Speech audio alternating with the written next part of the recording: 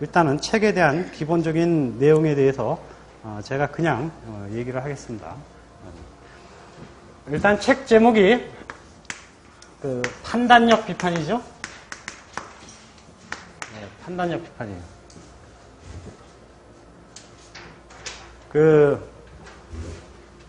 일단 우리 칸트 저작에 전부 다 비판자가 들어가죠.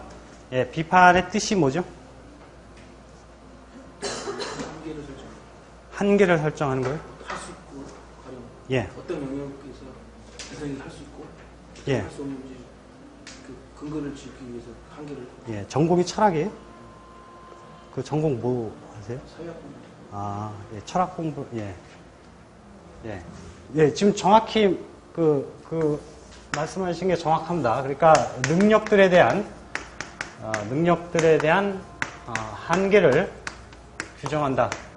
예, 이런 의미로 씁니다. 능력들에 대한 한계를 규정한다. 한계 규정. 그러니까 한계를 규정한다는 것은 어디까지가 정당하고 어디서부터 부당한지 예, 그 기준이 설정이 된다는 거죠. 예. 그래서 판단력의 옳고 그름, 판단력의 정당한 사용의 범위가 어디까지냐, 그 한계가 어디까지냐, 예, 그거를 쓴 책이 판단력 비판입니다. 판단력 비판이에요. 예. 그러면 판단력의 정의는 어떻게 되죠? 판단력이. 그러니까 책을 보실 때 다른 사람들의 책은 내가 잘 모르겠어요. 칸트 책은 다 이렇게 하나하나 다 따져 들어가야 된다. 개념이 나오면은. 예, 전부 다. 그건 칸트가 다 명시해놓고 그 글을 쓰는 거기 때문에 혹은 간혹 명시를 안 해놓고 글을 쓰는 경우도 있어요. 근데 이런 거를 다 확인을 하고 체크를 하지 않고 읽으면은 그건 십중팔구 엉터리죠. 예, 판단력은 그 정의가 특수를 보편에 포섭시키는 능력, 특수를 보편에 포섭시키는 능력으로 정의가 됩니다. 특수는 다른 식으로 얘기하면 뭐 개별자, 아니면 그냥 현상적인 사물, 예.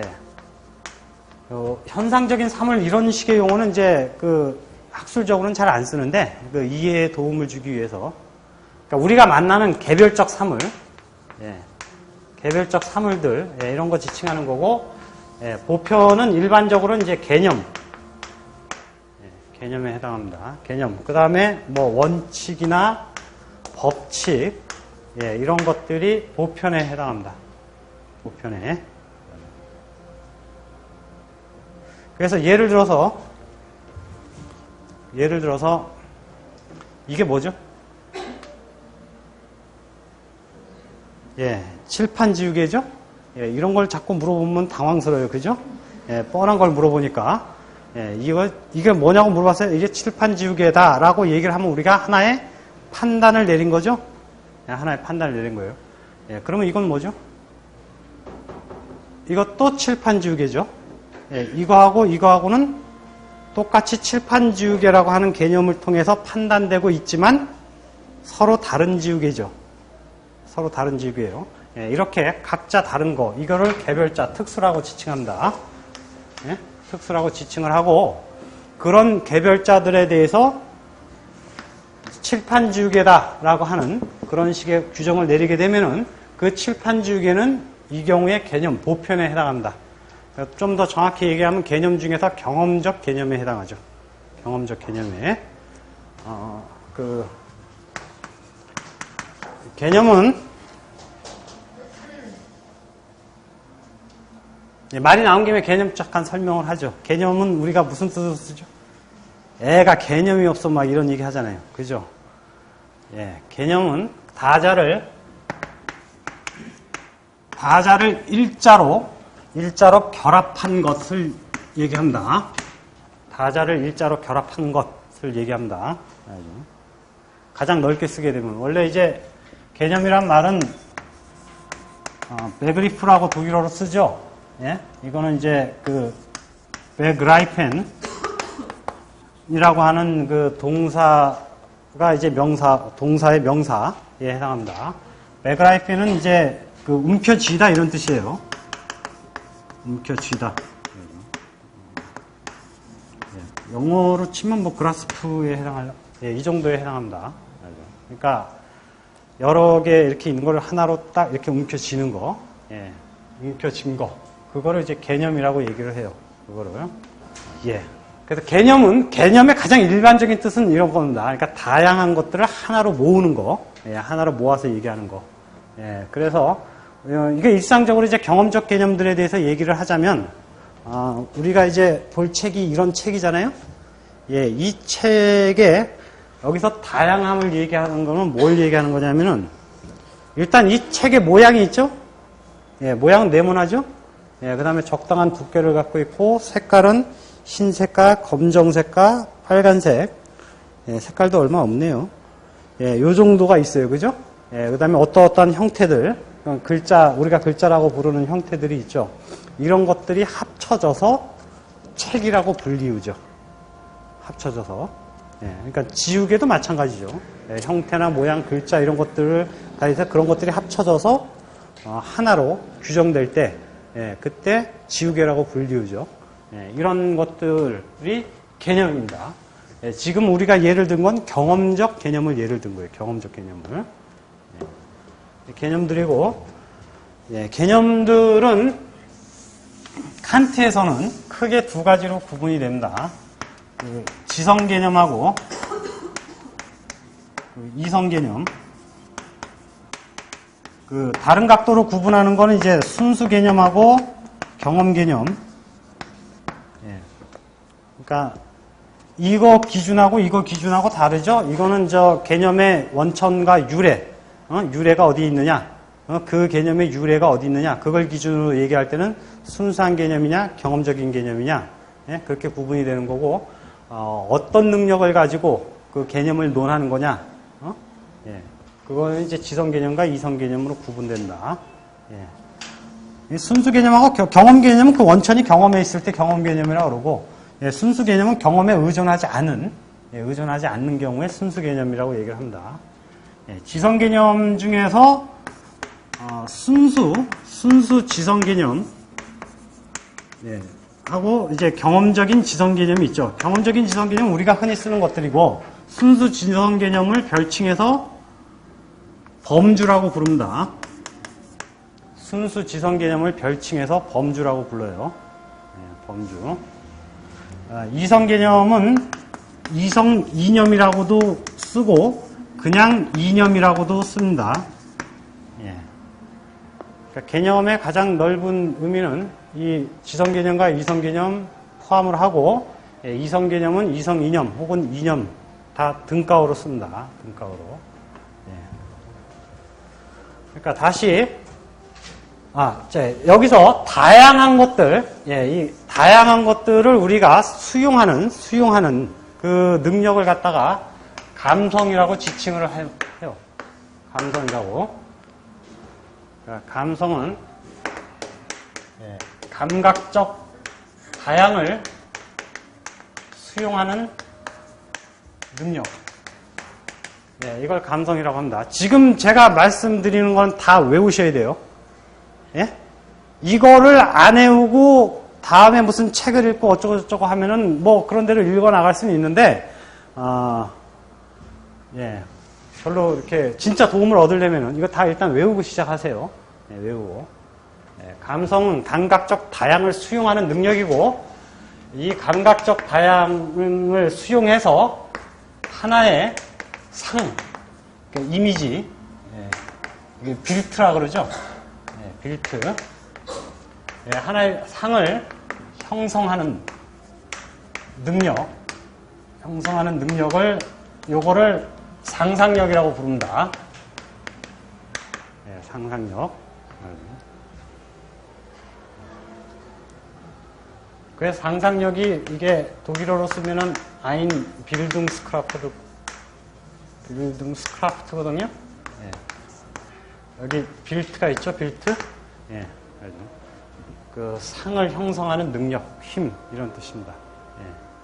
그래서 우리가 여기서 특수 혹은 다양이라고 부르는 것들은 감성과 상상력의 작용에 의해서 만들어진 이미지들, 예?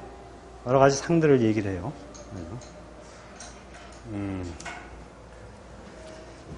예. 감성하고 상상력하고 어떻게 차이가 나냐면요.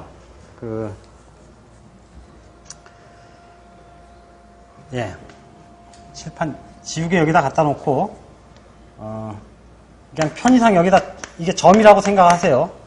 그 다음에 이거하고, 그 다음에 이거하고, 감각을 수용하는 감성은 여기 이거에 대한 감각이나 이거에 대한 감각이나 이거에 대한 감각이나 이거에 대한 감각이나 그냥 감각으로 무작위로 들어옵니다. 무작위로 받아들이게 돼요. 감성은.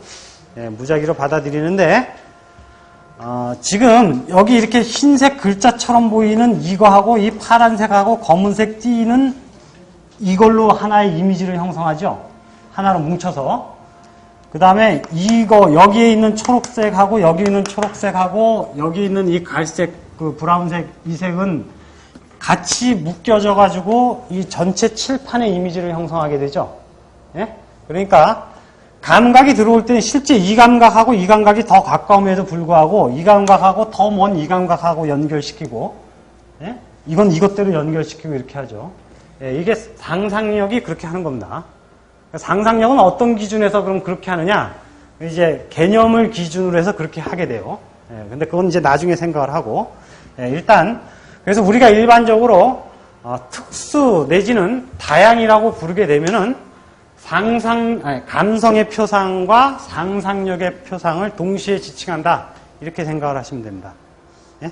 그러니까 우리 눈에 감각적 이미지들이 이렇게 뭉쳐져서 들어오게 되는데, 예, 그걸 놓고 그것이 지우개다. 지우개다라고 얘기를 한다는 거예요.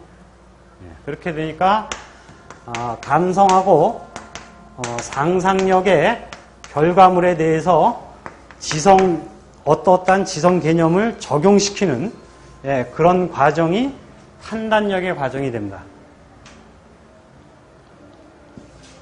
여기까지 됐죠? 예?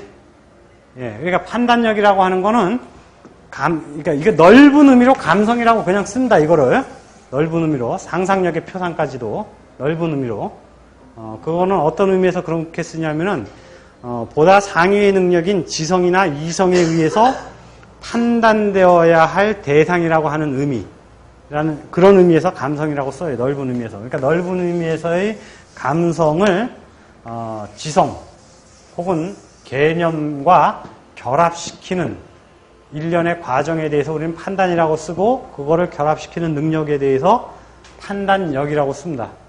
판단력이라고.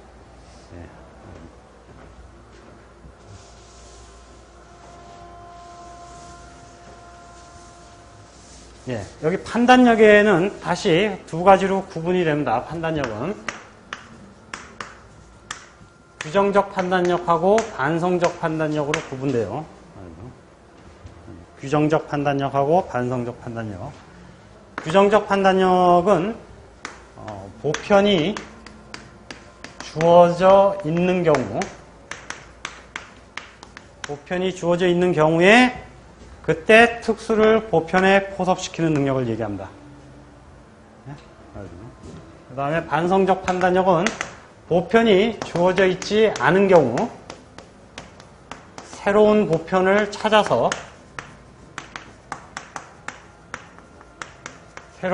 찾아서 특수를 보편에 포섭시키는, 예, 그러한 판단력을 반성적 판단력이라고 부릅니다. 조금 더 천천히 해요? 예?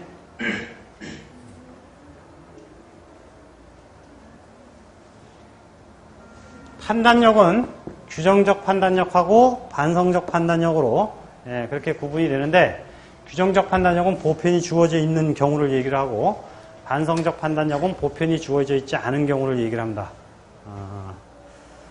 예,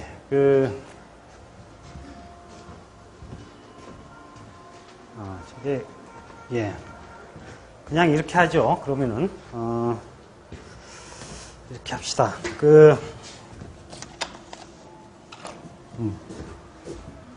일단 규정적 판단력의 경우는 우리가 일상적으로 판단을 내릴 때는 대부분 다 규정적 판단력이에요. 일상적으로 판단을 내릴 때. 우리가 아까 이거를 보고 칠판지우개다 이렇게 얘기하고 있으면 칠판지우개라고 하는 그 개념, 그 보편이요. 먼저 주어져 있는 거죠. 먼저 주어져 있고 그것에 대해서 우리가 판단을 내리게 되니까 그 다음에 우리가 알고 있는 건 다 우리가 내리는 판단들의 대부분은 이거죠. 그 다음에 우리 흔히 규정적 판단력의 예로 드는 게 저거예요. 의사의 진단. 의사의 진단하고 그 다음에 판사들의 판결 이런 케이스를 많이 예를 들어요. 그러니까 병원에 가가지고 환자가 어떠한 증상들을 얘기를 하죠. 어떤 다양한 증상이 한 가지는 한두 가지는 두드러지겠지만, 이런저런 얘기를 해요. 콧물도 나고, 열도 나고, 그런 얘기를 한다. 그런 특수한 상황에 대해서 얘기를 하면은, 그거는 감기다. 아니, 그거는 감기가 아니고, 그건 독감이다. 아니, 그거는 가만히 보니까 독감 같이 보이지만, 에이즈다. 이런 식으로, 그런 것들은 이미 보편이 주어져 있죠. 보편이 주어져 있고, 그런 보편에 대해서 주어진 특수가 어떤 보편에 해당하는가. 그러니까 주어진 보편에 제대로 특수를 포섭시키게 되면은 옳은 판단을 내리고 있는 거고. 그죠? 그러니까 잘못 적용을 시키게 되면은 틀린 판단을 내리게 됩니다. 그러니까 우리가 일상적으로 내리는 판단은 전부 다 규정적 판단이에요. 반성적 판단은 어떤 예가 있을 수 있을까요? 반성적 판단의 예. 보편이 없는데 보편을 하나 새로 찾아서 주어진 현상, 주어진 다양을 그 보편에 포섭시키는 경우입니다. 지금부터 하나 만들어 볼까요, 그러면? 예. 이거를 그냥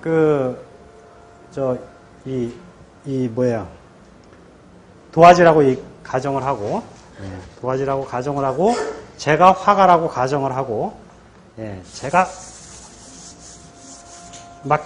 이런 짓을 했어요. 그 다음에 그냥 빨간 물감으로 격렬하게 이런 걸 그린 다음에 이게 파란 거라고 간주를 하고 파란 걸로 거기에 대충 덧칠을 했어요. 이거 뭘 그린 것 같아요? 그냥 같이 상상을 해보죠, 우리. 뭘 그린 것 같습니까? 단순한 건데 빨간색이 상징하는 거하고 파란색이 상징하는 거.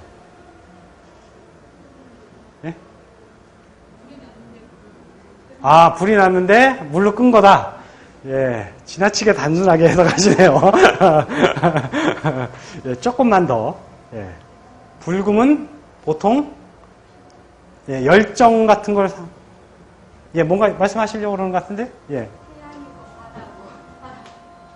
태양과 바다요? 그것도 가능한. 그럼 소방. 그 다음에 태양과 바다.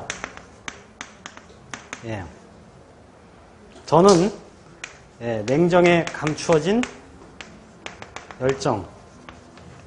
이런 의미로. 지금 여기 보이는 이것이 여러분 처음 보는 거잖아요. 이런 엉터리 같은 거지만 좌우지간 대단한 거라고 간주를 하고, 이런 처음 보는 것에 대해서 그것이 무엇이다라고 규정할 게 없잖아요. 그죠? 없는 상황에서 누군가가, 그러니까 이제 원저자가 무죄로 붙일 수도 있는 거 아니에요. 그죠? 누군가가 혹은 여러분이 이렇게 얘기를 하든 이렇게 얘기를 하든 이렇게 얘기하든 그 중에서 뭔가 그럴싸한 어떤 것이 그런 개념이 하나 등장하고 그 개념에 이 다양한 특수가 딱 잘 맞아 떨어지는 것 같다. 이러면은 하나의 훌륭한 판단이 이루어지죠. 이런 케이스를 반성적 판단이라고 합니다. 반성적 판단. 역사적으로는 반성적 판단의 가장 흔한 예를 볼 수 있는 게 그 과학적 발견에 있어요. 그러니까 과학자들이 새로운 법칙을 발견할 때, 가장 우리가 많이 알고 있는 예가 뉴턴이죠. 뉴턴의 사과. 사과가 떨어진단 말이에요. 그죠? 사과가 떨어지는데 그 사과가 떨어지는 그 현상에 대해서 이렇게 중력의 법칙, 예, 중력의 법칙이라고 하는 그런 새로운 법칙, 그 보편을 하나 찾아내서 그 모든 낙하 현상을 글로 포섭을 시키죠. 그거에 준해서 판단을 하게 되죠. 예, 그런 케이스가 반성적 판단이에요. 반성적 판단. 규정적 판단의 경우에는 보편이 주어져 있다고 얘기를 했잖아요. 그 주어져 있는 보편은 둘 중에 하나입니다. 넓게 보면은 경험 개념이거나 아니면 순수 개념이거나 둘 중에 하나입니다. 예. 대개 물론 경험 개념은 교정되는 경우가 있어요. 우리가 경험적으로 알고 있는 어떤 사실들이나 개념들이 추후에 교정되고 변화되는 경우가 있죠. 예. 그런 경우를 제외한다면 경험 개념이든 순수 개념이든 보편이 주어져 있는 경우라면 이런 규정적 판단력의 올바른 사용에 대해서 한계 규정을 할 이유가 없지요. 예? 규정적 판단력에 대해서는 보편이 주어져 있으니까 규정적 판단력이라고 하는 그 능력이 지금 올바로 사용되고 있는지 잘못 사용되고 있는지 다시 비판을 할 이유가 없다는 거예요. 응? 기준이 이미 정해져 있잖아요. 예? 보편이 주어져 있기 때문에 새삼 이 규정적 판단력이 올바로 사용되고 있는지 한계 규정을 할 필요가 없어요. 그저 만약에 있다 그러면은 이 경험 개념이 올바로 경험 개념에 대한 어떤 교정 작업 그게 필요합니다. 그 다음에 만약에 이거를 비판하고자 한다면 그러면 순수 개념의 타당성에 대해서는 비판할 가능성이 있어요. 근데 그거는 판단력의 비판에서 다루는 문제가 아니고 그걸 다루는 부분은 순수 이성 비판이죠. 예? 순수 이성 비판이에요.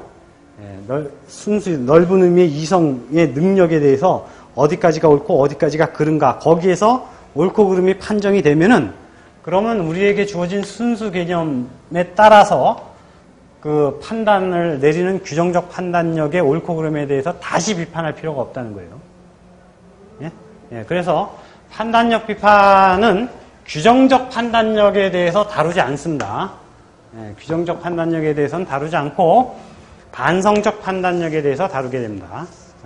그러니까 이건 왜냐하면 새로운 보편을 하나 찾아서 그 보편의 특수를 적용을 시키게 되죠. 예, 결합을 시키게 되니까 새로운 보편을 찾는 원리, 그러니까 새로운 보편이라고 지칭될 수 있는 그 근거가 뭐냐, 그리고 이 원리의 사용이 그렇게 우리가 그 주관이 새로 찾아냈잖아요. 새로 찾아낸 거기 때문에 그 새로 찾아낸 그 원리의 타당성의 범위가 어디까지인지 그거는 검토해 볼 필요가 생긴다는 거예요. 그래서 판단력 비판은 정확히 얘기를 하면 반성적 판단력의 비판입니다.